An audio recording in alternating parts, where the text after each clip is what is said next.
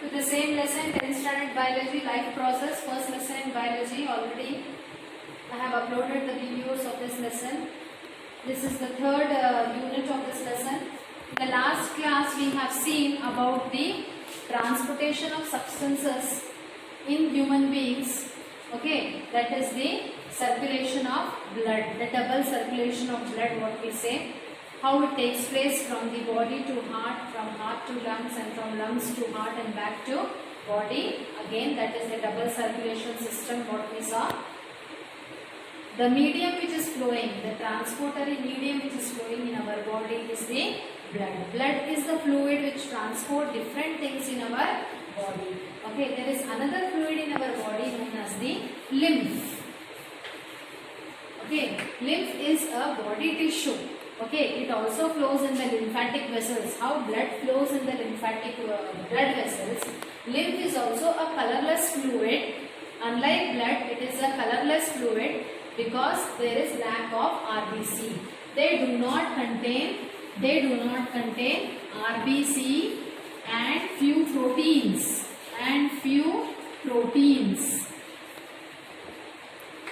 Okay.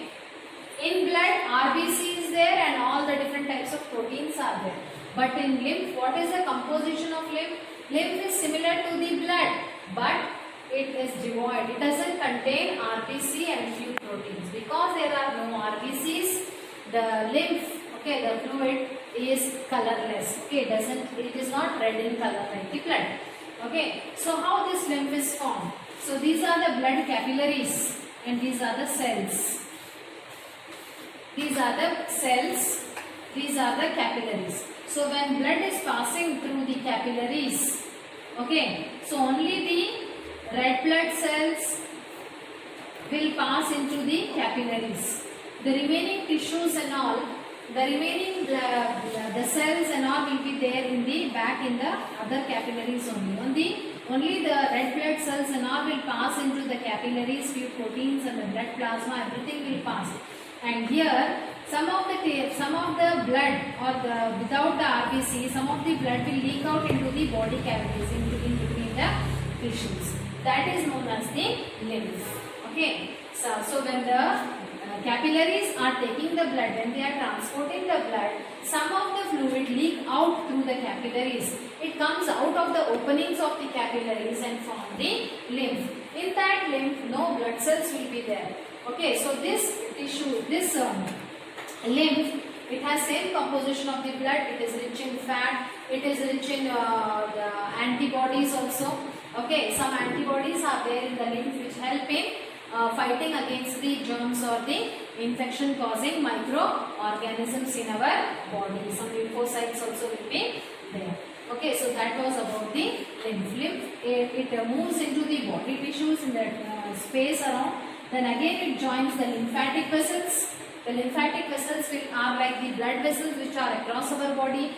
Lymphatic vessels also will be there. Again these lymph, it joins the lymphatic vessels. Then those lymphatic vessels will drain out the lymph in the blood vessels only. Again the lymph will join the blood vessels. It get mixed up in the blood only. So that was also one of the fluid, that is lymph, which is flowing in our body. It also provides nutrient to the body tissues. Okay, it provides nutrients, it provides the necessary material for the tissues. It also helps in fighting against the germs. Okay, the functions of the lymph is like blood only. So that was about the medium, that is the lymph, which is present in our body. Now about transportation in plants. Okay, plants also need the materials to be transported across their body. Okay, from roots to stem, from stem to leaves, from leaves to different parts of the body. Food is manufactured in the leaves. Okay, how that food which is manufactured in the leaves, how it should be transported to stem, roots and to the storage organs. So some the highly evolved plants have specialized tissues for the transportation. For example, carbon dioxide and oxygen, how they are transported in and out of the plant cell or in the plant body. There are the specialized cells, that is the stomata. These are the openings. Stomata are the openings which help in the transportation of carbon dioxide and oxygen from outside into the plant body or from the plant body to the outside. So that is the thing. The diffusion takes place. Okay, inside the plant body, the diffusion takes place by means of diffusion. The oxygen, carbon dioxide move to different side, and from the plants to the surrounding, it gets in or get out of the plant body through the openings, that is the stomata. That was about the gaseous exchange. The gaseous exchange in the plants takes place with the help of openings on the leaf surfaces known as the stomata. But the other things, okay, like water, minerals, food and all, how they are transported in and across the plant body. For example, in the roots. In roots, okay, what is the function of roots? Roots absorb water. Okay, they absorb water from the soil. How they absorb water from the soil? Absorb water from soil. How they absorb water from the soil? That is the process of simple diffusion. Okay, the diffusion, the water is more in the soil than in the roots. So the diffusion of water molecules takes from higher concentration to lower concentration. Then when the water comes in the roots, how it is getting transported from roots to stem and to different parts of the plant body. So in plants, in highly evolved plants, there are special cells known as the vessels and tracheids. Vessels and tracheids which help in the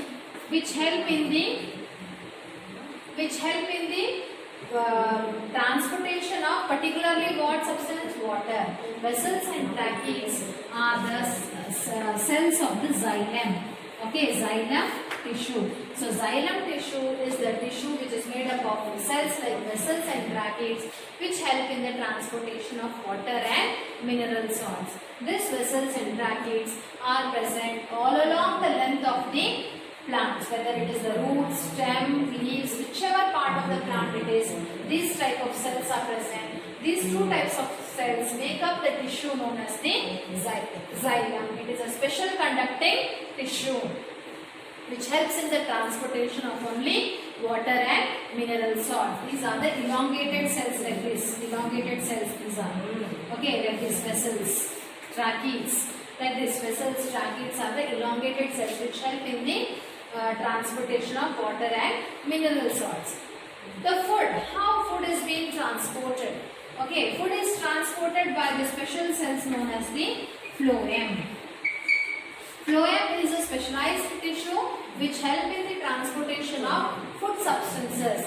The food which is prepared in the leaves, glucose. The food which is prepared in the leaves, that is glucose, is transported to stem, leaves, flowers or whatever the different storage organs in the plant body by the special tissue known as the phloem. Okay, so they are also present everywhere all along the plant body for the special conduction of food substances. Okay, through xylem what flows, what is transported through xylem? Through xylem, water and mineral salts are transported, and through phloem, food substances are transported. The transportation of the food through the phloem is known as translocation of food.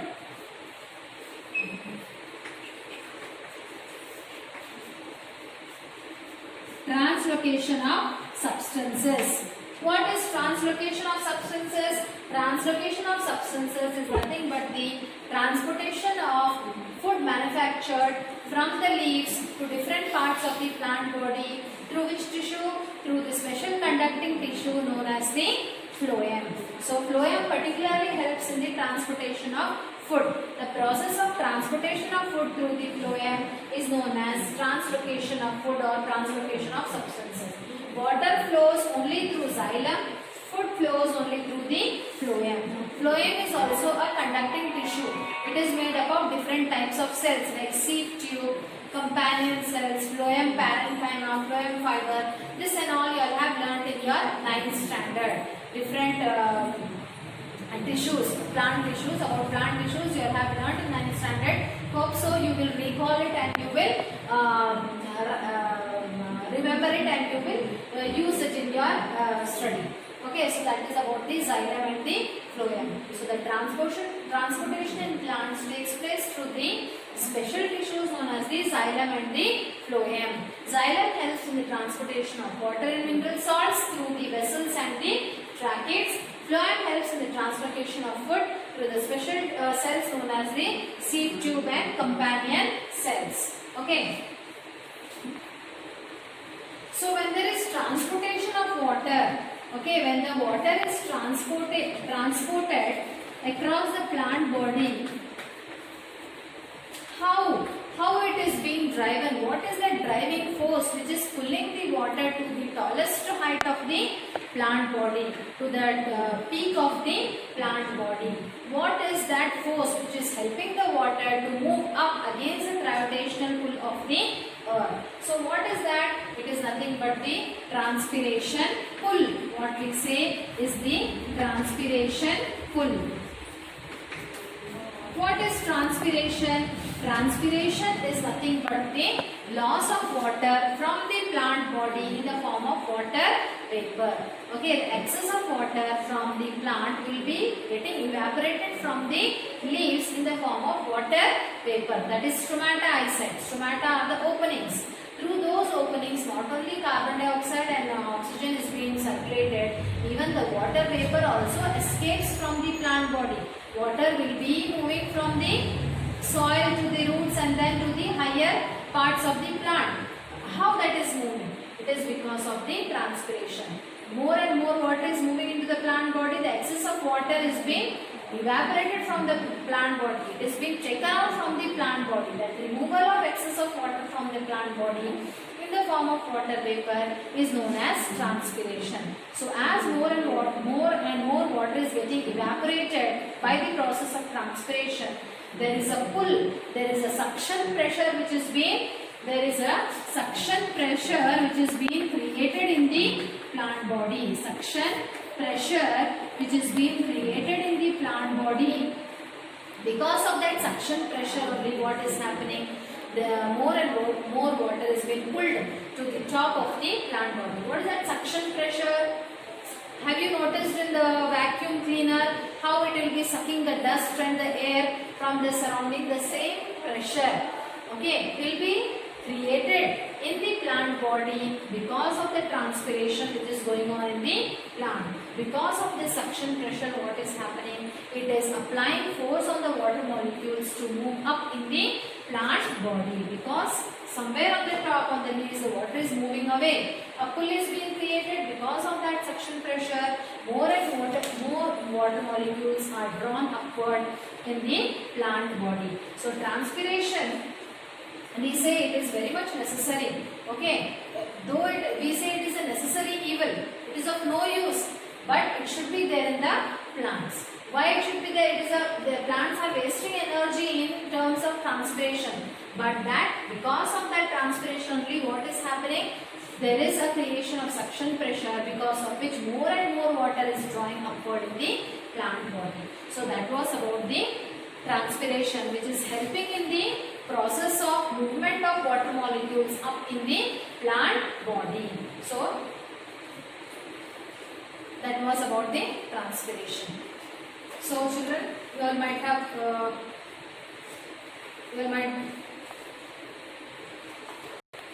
children, you all hope so you all have understood about how transpiration takes place in the plants. Particularly, you remember about the two tissues, conducting tissues, that is the xylem and the phloem.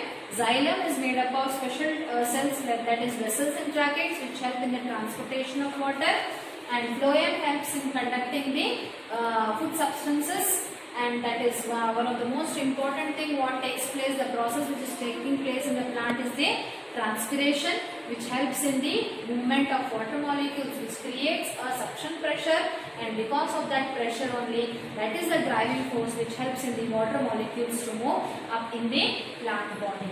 So that was about the transportation of substances in the plants. Hope so you all have understood. The notes I will be uploading. Please copy down the notes in your new classworks and be updated in your studies. Thank you very much.